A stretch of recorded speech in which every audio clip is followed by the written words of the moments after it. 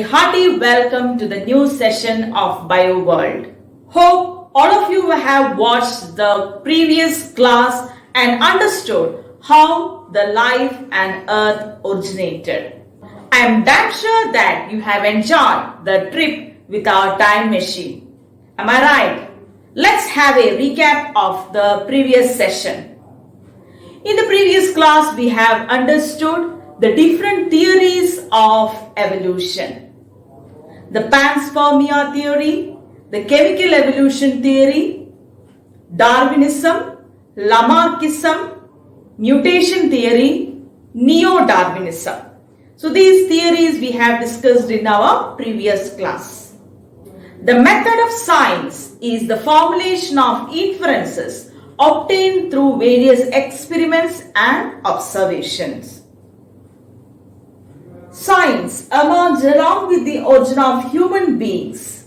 So, direct evidences are not available for explaining the origin of life and processes of evolution that began on long time before the origin of man.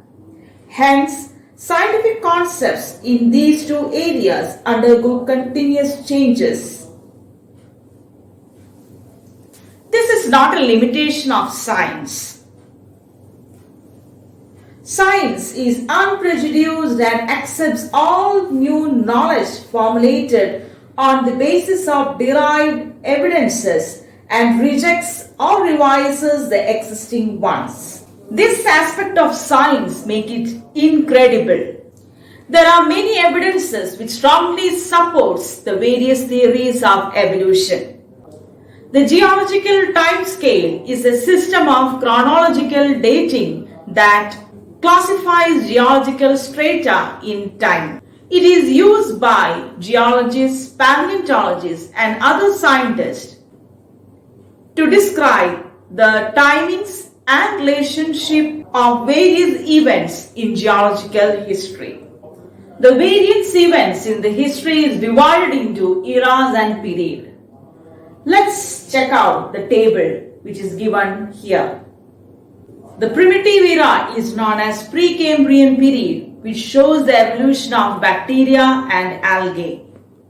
Later, it is followed by Paleozoic, Mesozoic and Cenozoic eras.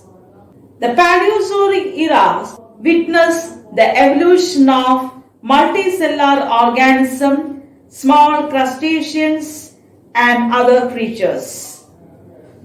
The next era is Mesozoic era. It is the era of giant reptiles. Whoa. Huge reptiles called dinosaurs flourished during this era.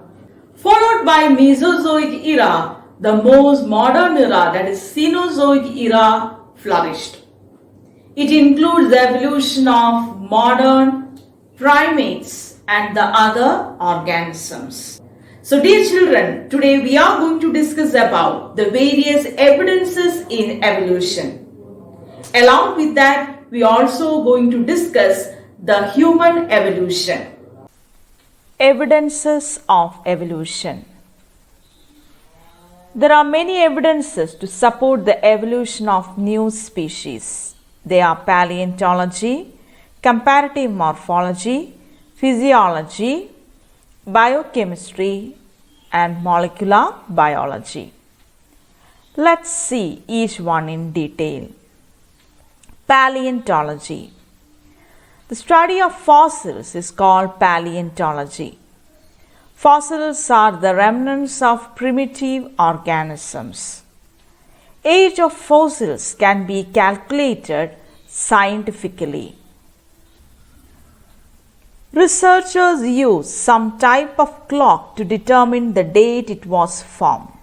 Geologists commonly use radiometric dating methods based on natural radioactive decay of certain elements such as potassium and carbon as reliable clocks to date ancient events. Fossils can be categorized based on geological time scale and their peculiarities are studied. Types of fossils. There are mainly 5 types of fossils. The first one is the carbon films. We commonly call it as carbon films. It is really the carbonaceous film. It's an organism's outline of a fossil. It is a type of fossil found in any rock when organic material is compressed, leaving only a carbon residue or in the form of a film. The next one is mold and cast fossil. Sometimes when an animal dies and its body decays, it can leave an imprint in sediment.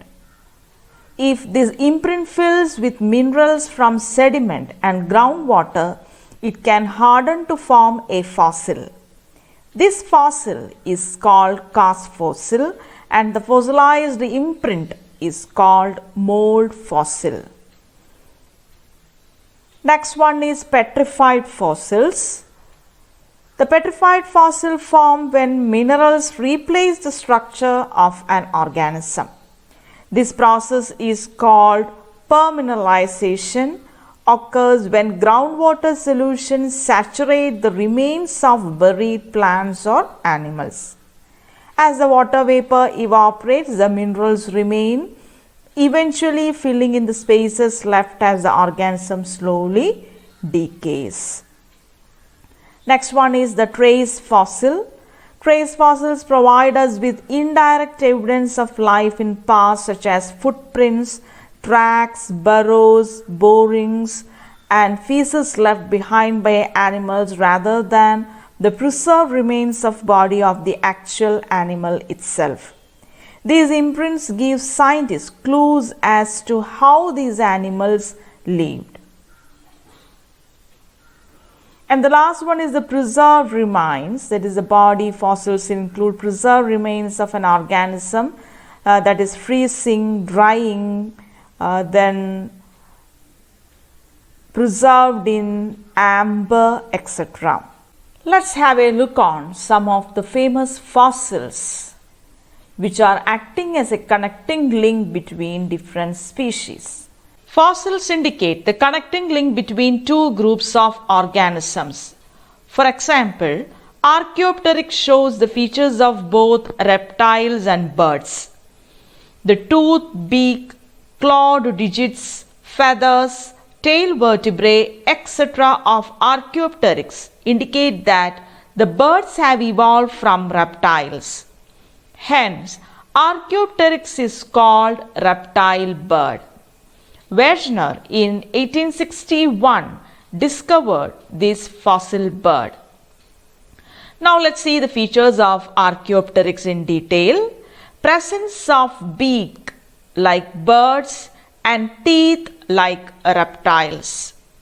Presence of wings like birds and clawed digits like reptiles. Presence of feathers like birds and scales like reptiles. Presence of feathery tail like birds and tail vertebrae like reptiles. These features justify Huxley's statement that the birds are glorified reptiles.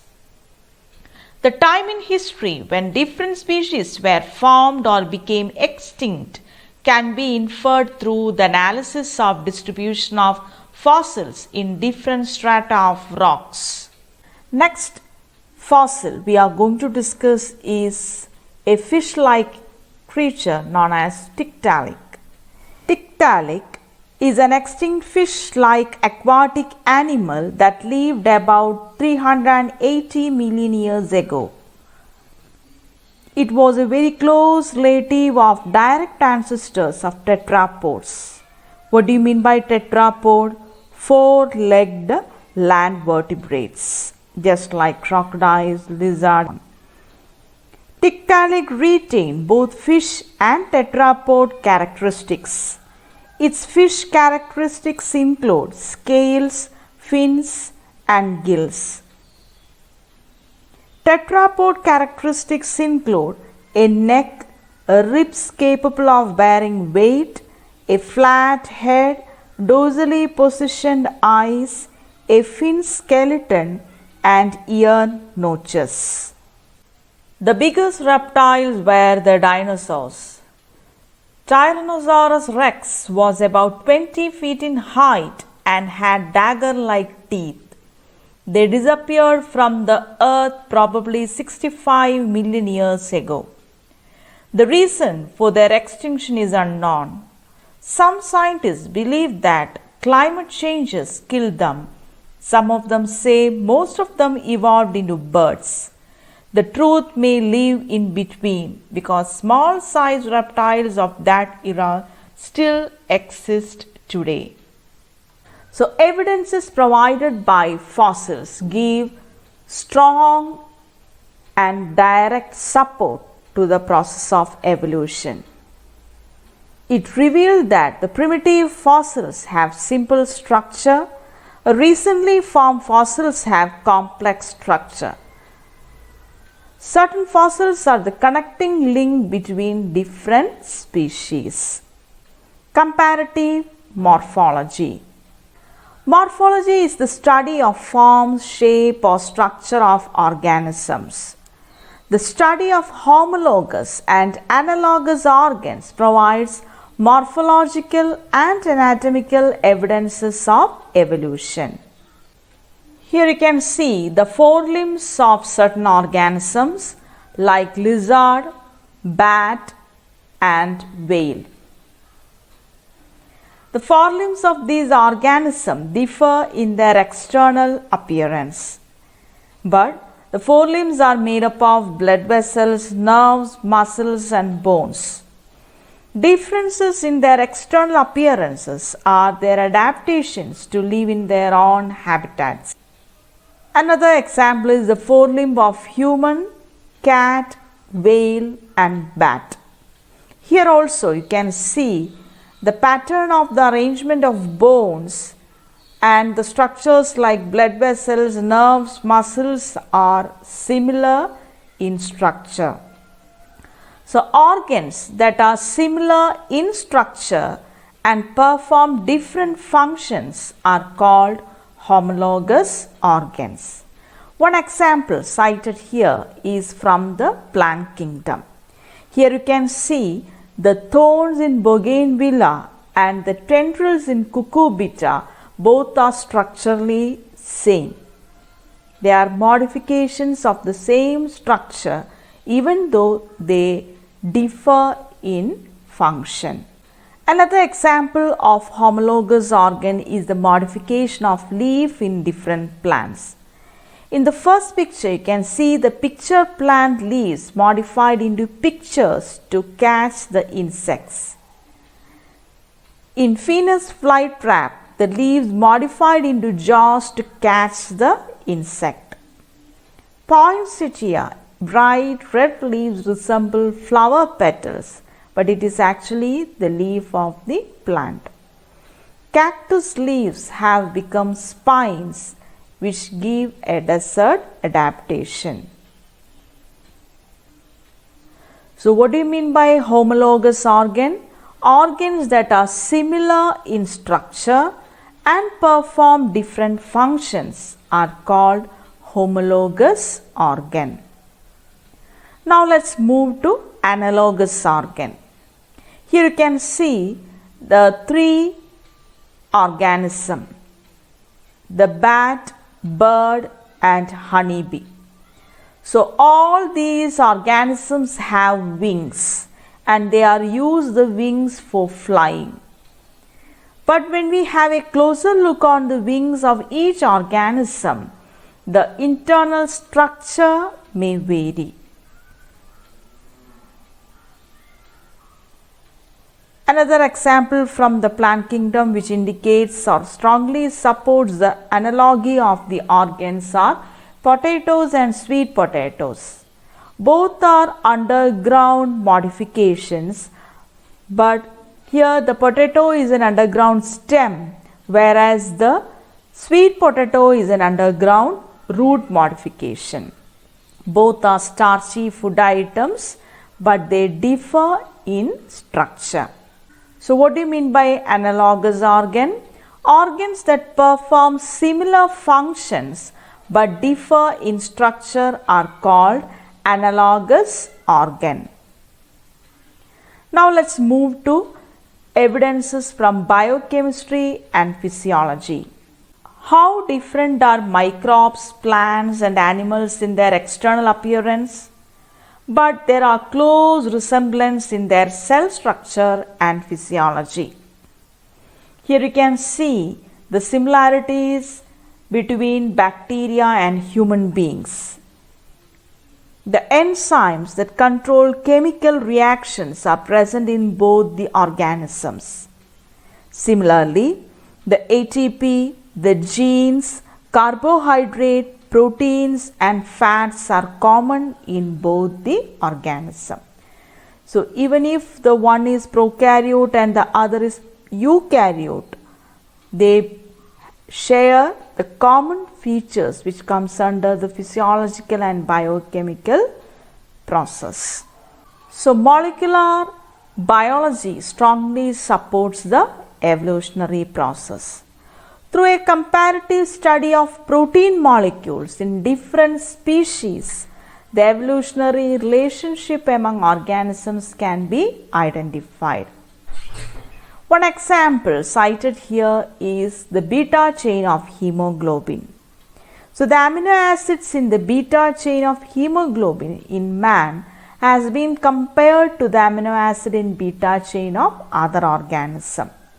These kind of molecular studies help to find out the evolutionary relationship of different species of organism. Here you can see the structure of hemoglobin. So hemoglobin, as you know, is a protein iron compound and it is made up of 2 alpha and 2 beta chains. These beta chains, when we compare with other organisms, it shows similarities.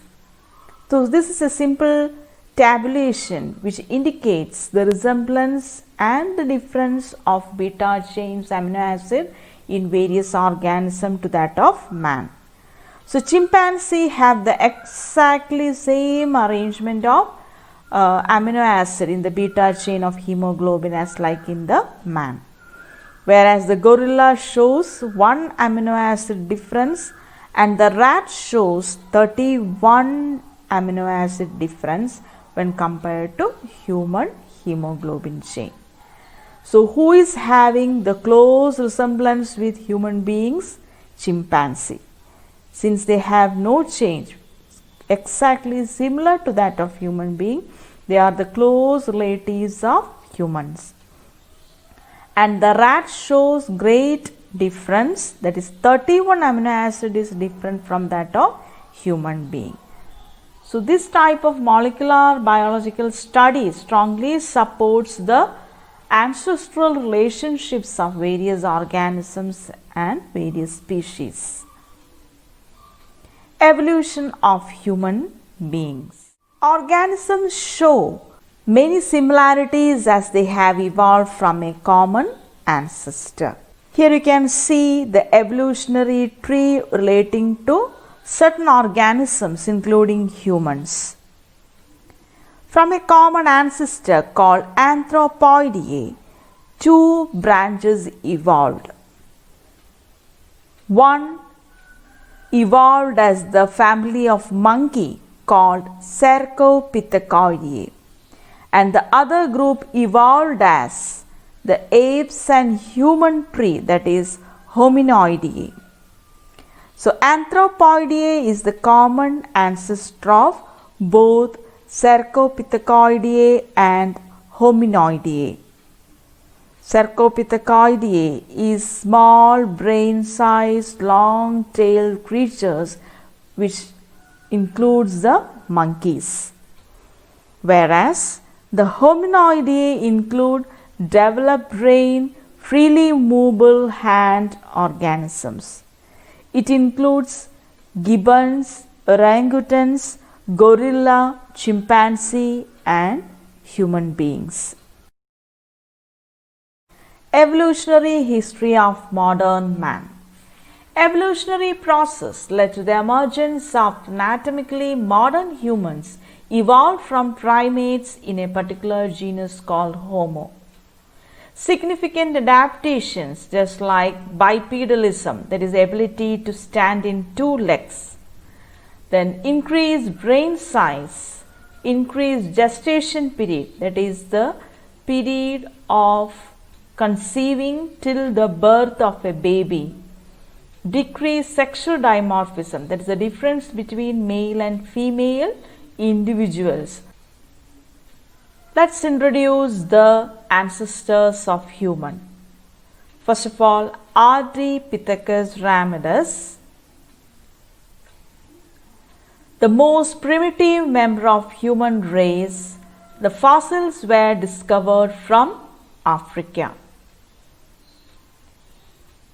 Australopithecus afarensis, the next evolved group of organism with slender body, and its fossils were discovered from Africa. Homo habilis, the advanced group of organisms which have the ability to make weapons from stones and bone pieces, and its fossils were discovered from Africa. Next one is Homo erectus, with thick chin, large teeth, had the ability to stand erect. That's why the name Homo erectus. The bending of the spine has reduced and the posture has developed a lot so that Homo erectus can stand erect. Then the fossils were discovered from Africa and Asia. Homo neanderthalensis. It's a contemporary to modern man, and fossils were discovered from Europe and Asia. And lastly, Homo sapiens, the modern man, and the first fossils were discovered from France. Features of modern man: brain development, change in posture, and able to make weapons. These are most striking features.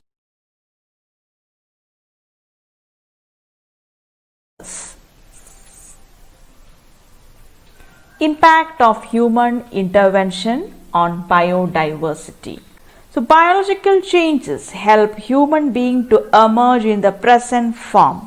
So what are the features of modern man that differentiate him from the other organism included in the historical path of human evolution? Yes, brain development, change in posture, and ability to make weapons. Does the interference of human beings have a negative impact on existence of organism and nature itself? Yes, of course. Biodiversity at global level has increased much recently than ever before. But this biodiversity is on a dangerous decline due to interference of human beings. It is recorded in the evolutionary history that there are 5 mass extinction occurred till now, and biodiversity got re-established rapidly afterwards. So pollutions, imbalance of ecosystem, extinction of organisms all affects our Mother Earth. Certain organizations are actively participating in programs for the conservation of nature. This reinforces the fact that human life is possible on Earth only with the preservation of other diverse ecosystems. Some international organizations include UNESCO, United Nations Educational, Scientific and Cultural Organizations, WWF, and IUCN. In India also, certain organizations are actively participating in controlling the overexploitation of natural resources. CPCB, that is Pollution Control Board, then CSC are some of them.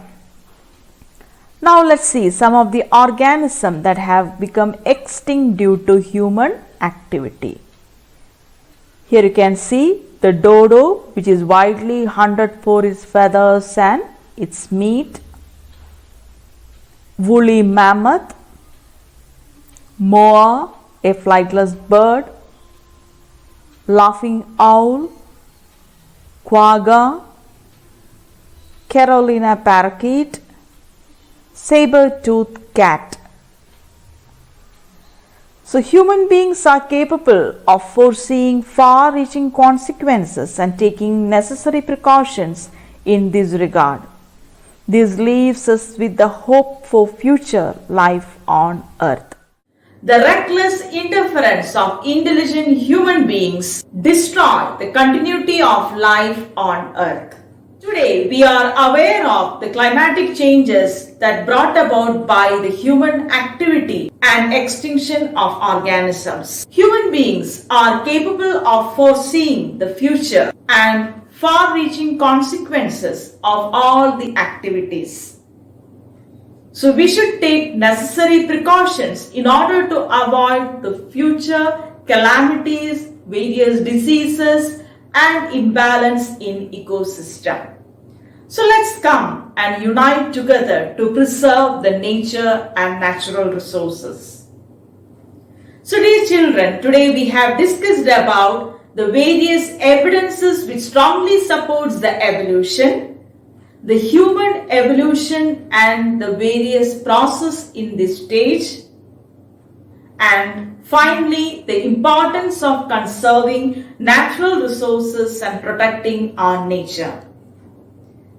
So here I am concluding. Thank you.